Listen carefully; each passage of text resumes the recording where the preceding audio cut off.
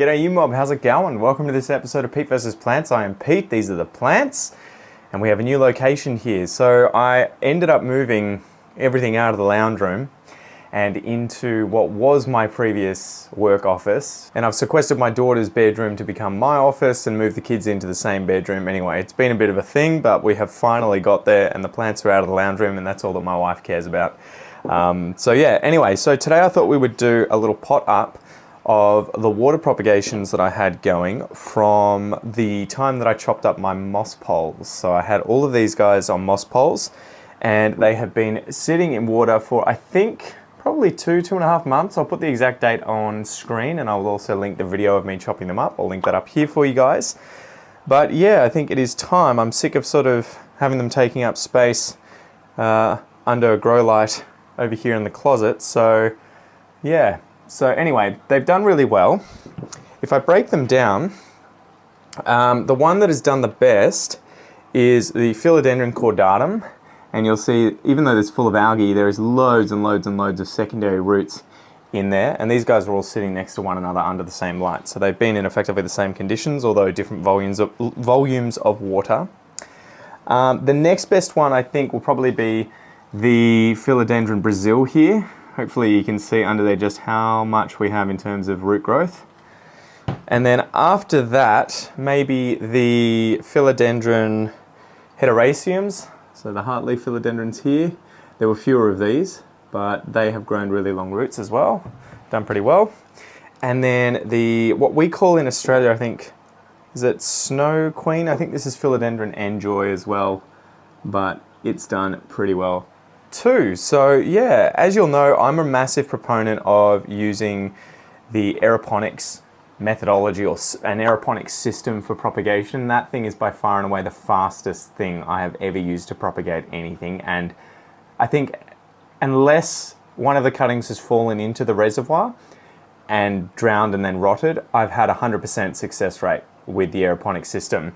The next best thing I've found, at least if you want to sort of set and forget, is water propagation using cups and water and a little bit of rooting hormone and just leaving them to do their thing. But it does probably take about twice as long, maybe twice as long, 1.5 times as long to get the same root growth. If I'd put these in the aeroponics system, the roots would probably be over 1 foot long after 2.5 to 3 months. So anyway, yeah, they've been sitting in water under the same light. And I think today I'm going to put the Philodendron Brasil, what I have in mind is chucking it into this reused hanging pot that I can use because I would love a really lush, large Philodendron Brasil that is trailing. See if I can actually pull this damn hanger off right there. Remove this guy. And I probably need my potting mat, so I'll be back in a tick. Getting used to doing this on this little plastic table that I have set up here. I bought this at Bunnings the other day. I think it was about $50. But the good thing is I can use it anywhere and everywhere. It's easy to take apart. You just have to fold the legs under. It's a absolute little winner, little ripper. And the best thing is it's a single piece, so the middle doesn't bend up. The larger ones seem to do that for some reason. All right, so I'm going to delicately move these out of the way as I don't want to spill water on the floor.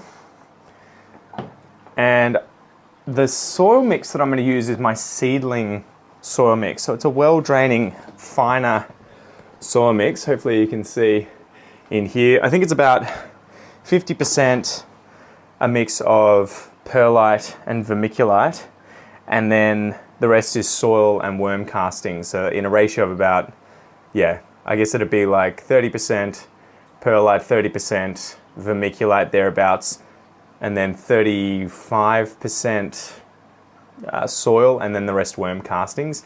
Ideally, it's just, I want it to hold on to a little bit more moisture than usual, especially when you're taking plants out of propagations like this and you have out of propagation cups like this, vessels like this, and they have water roots. If I were to use my really, really chunky mix, it would work, but I'd have to be on top of watering probably every 2 days because the water drains out and it dries out really quickly because there are so many air gaps in there. So you can use that, you just have to try it. And this is the first time that I'm actually really using a very fine mix like this that's well draining with water propagations like this. So I guess it'll be a learning experience for me too. So the first one that we're gonna go with, and I'm just thinking about the best way of doing this because it's quite a bush. It's going to be the Philodendron Brasil here. I wonder if I just put some soil at the bottom here, like so. The hardest part about doing these, like when you've taken a shitload of cuttings from whatever it is, the plant that you're wanting to plant up, pot up, it's taking them straight out and then just chucking them into the vessel. And I guess, you know what, there's some in here that have rotted, but the easiest thing for me is just going to be to plonk it straight in, I think, to be honest. If I were to try and fiddle around, it's going to make my life so much harder. So I think we might just do that. And the cuttings that have died and are rotting in there are just going to have a crap time of it, unfortunately. Yeah, I think that's going to be the easiest thing. And then I have to like sort of just gently lift up these leaves and hope that I don't bury too many of the growth points, I guess. So yeah, we'll see how we go, guys. Let's see, I wonder if I can bring this up on my lap and just lean forward and pot this guy up. You guys will have to give me any tips and tricks that you've got if you like planting up loads of these sorts of cuttings that you've taken as well from your favorite trailing or climbing plants. So I'm just going to go round and around and fill in the bottom. The only thing that I'm kind of worried about is that some of the growth points may get covered up by the soil. So maybe I won't fill it too high. Maybe I'll just sort of put in enough to hold in a bit of moisture, and I'll just have to check on it down the track a little bit with it. Bit of spillage. Okay. Let's give it the taparoonie. It's going to be interesting to see what happens with this, to be honest. But hopefully, what I have in mind is what's going to happen. I guess we'll see. The only thing that I can sort of imagine happening that might be an issue is the growth points not being able to push out through this huge head of leaves. You know, we have a few that are popping up, but yeah, I guess we'll see how we go. All right, I think that's going to be good enough. Let me maybe check the crown. Oh. And see if we have enough soil at the top here. Take out some of this rotting material. Maybe I will chuck some of the soil in the center here and try and get that down. Yeah, it should do all right, I reckon. So we'll just have to wait and see. This is the good thing about doing these sorts of little experiments, you know, trying different things. You can make mistakes, you know, you can fuck it up, you can kill the thing, and you can go and buy another one if it's an affordable plant, like a Philodendron Brasil here. You can find them for, you know, 10 to 20 bucks at a store, and pretty large ones too. So we'll just remove some of this dead material. But yeah, winner, winner, chicken dinner. All right. I think we're all good with this one. Just chuck a bit more of this soil in. Nice. All right. Now, the only thing left to do, I think, is to chuck the little suspender thing back on so that I can hang this puppy somewhere. But I haven't really got anywhere to hang it yet, to be honest. So, yeah, there you go, Philodendron Brasil. So that's something that I find really easy to do, right? If you want to get a really nice bush worth of your favorite plants, grow them out, buy a few of them, grow them out as vines, chop them all up, chuck them in water propagation, and then just plant them up like so. It takes a few months, you know, you're not going to get it overnight, but you end up with what can be an absolutely enormous trailing plant. And I've done that with my Monstera silvicana. I ended up taking like 35 cuttings off one of my trailing ones because it was just getting too long. And ironically, the thing has grown back well and truly past where it was. Okay, so it's kind of hard for me to reach, but this is the Philodendron silvicana, 35 different cuttings that I chucked into this hanging basket. It's hanging up here. And this is the original silvicana that has just absolutely taken over. Where am I going to put this guy? And the water propagations, I think I had 100% success rate. They all just went so fast. And I just put them into a pot, and now they're all coming out of that pot, and it's like the bushiest thing in the world. It's just insane. I'll try and put some footage of that up on the screen so that you can see. All right. Now the next ones I'm just going to all do in their own little 10 ml pots here. I use the clear ones. I've had some people ask why I do that. I find it easy, you know, if you're going to be putting these pots anyway in a sort of cache pot or catch pot, if you want to say it with an Aussie accent, you're not going to see these anyway, right? But you can just lift them up and you can check the root health. So that's the main reason for using the clear ones. You can always see if you're getting root rot issues, if it's time to water as well. I'm quite often lifting the pot up and checking weight-wise, but then I can also see condensation on the inside here against the cup. I'm trying to find something. I'll see if I can give you an example here. Here's one I prepared earlier. Hopefully you can see the condensation there and you can see those nice healthy white roots. And I've even left the label on here just for lols. I'll chuck you there for now. But yeah, it tends to work really well. And the only sort of downside is that you'll get algae buildup, but it takes, you know, quite a few months for that to be a serious issue, and you're going to repot the thing anyway, probably pretty frequently, so it's not the end of the world. Alright, so I am just going to chuck a little bit of soil at the bottom of each of these pots, and I might just plonk them all in and repeat the method that we just did. And you know what I need to do? It doesn't matter too much. I was going to say I need to remember to put these labels in, especially with the hederaceum and cordatum. Those two philodendrons always confuse me as they look so similar. So it looks like we've had 100% success rate here. Maybe a bit less. I think we've lost one, or maybe losing one. This one hasn't done too well. So chuck these guys in. Because there's fewer of them, I can just kind of space them out and have them dangling over the edge of the pot like that. That will do better, I think. You'll have one more space for all of the shoots to come up, but also the leaves, if they're not overlapping as much, they'll get obviously a lot more light relative to their surface area, so you're going to have them probably grow a lot more quickly and efficiently compared to if the leaves are all overlapping. Alright, so I'm going to do that, and I'm just going to make a mess whilst I pour the soil in. This is such light soil. There's so much perlite and vermiculite in here, I swear. Alright, just make a mess everywhere. Give it the taparoonie. Tap, tap, taparoo. Nice. It's probably also really, really light because I haven't watered this. And the soil is bone dry. Bone dry. Flatten them out. So that was the hederaceum. Boom. Wham, bam, thank you, ma'am. All done. Now we have the cordatum. I'm going to check. I should be showing you the roots, shouldn't I, guys? Forgive me for that. Look at that, a little bit of algae on this too. Beautiful, beautiful. Nature, guys, nature. This one, all of these leaves don't even look like they've been removed from the plant, right? There's been like zero yellowing, zero browning. I think we've had 100% success rate here. Although, when I say that, I mean that they're alive. Some of them haven't done anything.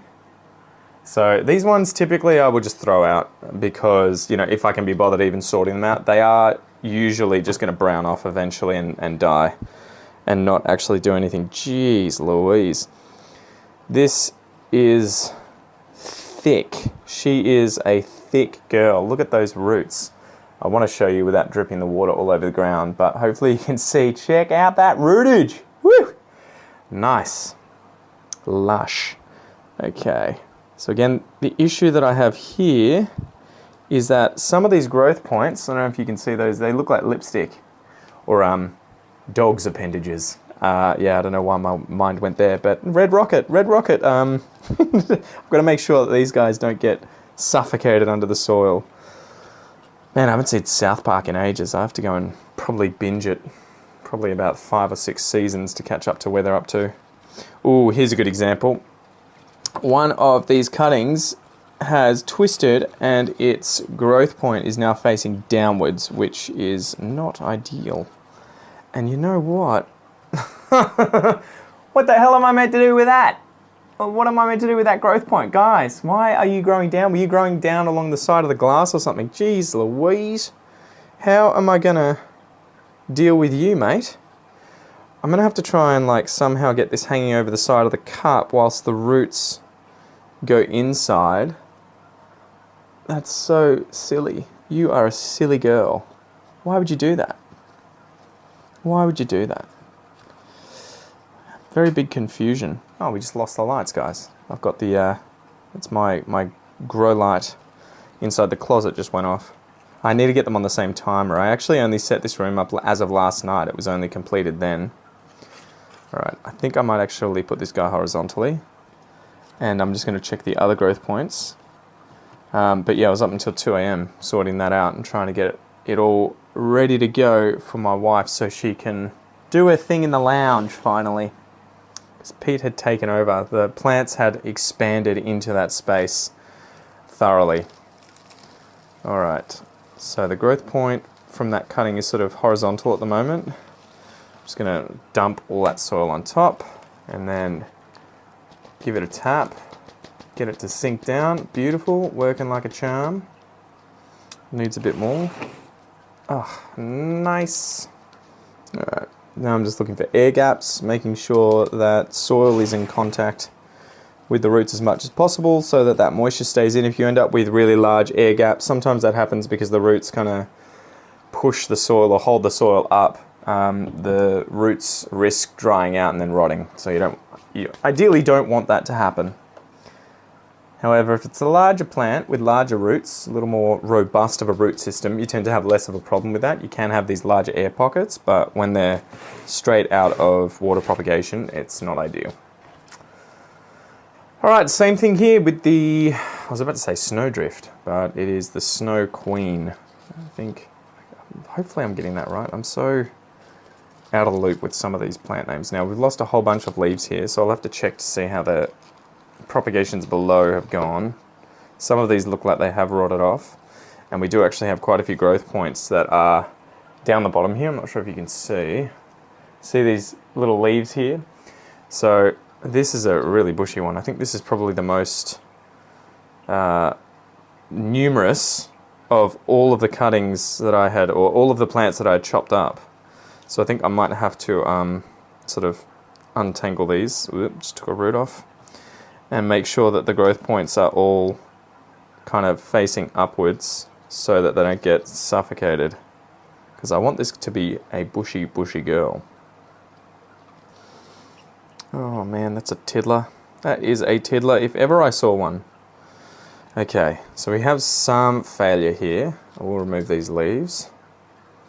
I'm removing all this rot stuff. You could, it probably isn't the end of the world, but you are going to invite fungus gnats and other nasties into, or to thrive in the soil if you leave a lot of this organic matter to kind of just sit in there and rot.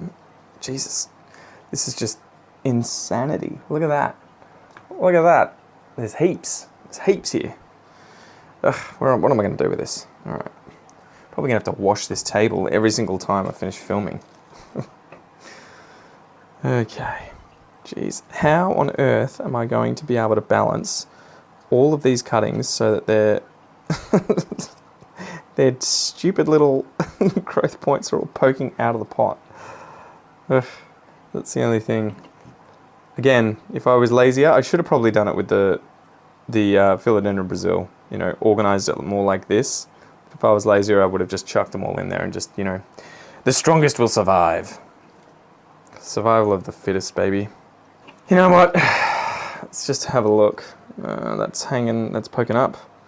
This one will get you higher up. Are there any others facing downwards? There are not. Maybe I just bunch it all in like that. That will be the ticket. Boom. Alright, I think that's gonna do it, guys. Oh, there's a few trying to escape. You get in there. What are you doing? Where do you think you're going? Far out. Okay, how do I hold all of these whilst I somehow sneak some soil in here? I'm going to have to do this off camera. Sorry, guys. There's probably going to be like no soil in the center of this. It's just going to be all plants and roots. Let's see how we go. Let's dump some soil on the top as well. Jeez, what a mess. You're a mess, mate. You are a mess. Look at you. Jeez Louise. It's funny how I have these little expressions and sayings that come to mind, and I repeat them multiple times in these videos. I am aware of it, guys. Alright, how do I shove this down into the soil? Get in there. Yeah, get in there, mate. Down you go. Alright. Hopefully, that'll suffice. She's an ugly one, but function over form, right? Function over form. Function over form? Yeah, function over appearance, you know what I mean. Okay.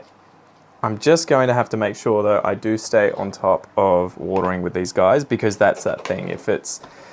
A lot of these guys seem to be at the surface, so their roots are all up at the top of the surface there, and if the surface dries out really quickly, I should put the tag in here, you're going to have failure of quite a few of the cuttings. So you do need to just make sure that they're moist at all time. You know, if you really wanted, you could probably chuck these guys in like a large box, like a prop box kind of situation, for a week or two, and just really allow that moisture to hang around and stay in there. And then after the roots have kind of established themselves, probably 2 weeks to a month, you can probably take them out or gradually open the box and allow that humidity to sort of drop slowly over a few days so they acclimate, and they'll hit the ground running even more. But I'm not too phased, and I'm sort of interested to see how this goes and how these different plants now react to what we've done to them. Now, I'm almost considering just watering them with their own juices, but that's a bit filthy. So I might actually go out there and give them some fertilizer and call it a night. But thank you so much for joining me, guys. I hope you enjoy the new little studio here with the plants in the background. I will give you a tour at some point. I won't be able to finish part 3 and 4 of the shelves because everything is completely changed around, so forgive me for that. But I will do that in the future. In the meantime, check this video out, and I'll see you next time. Ciao!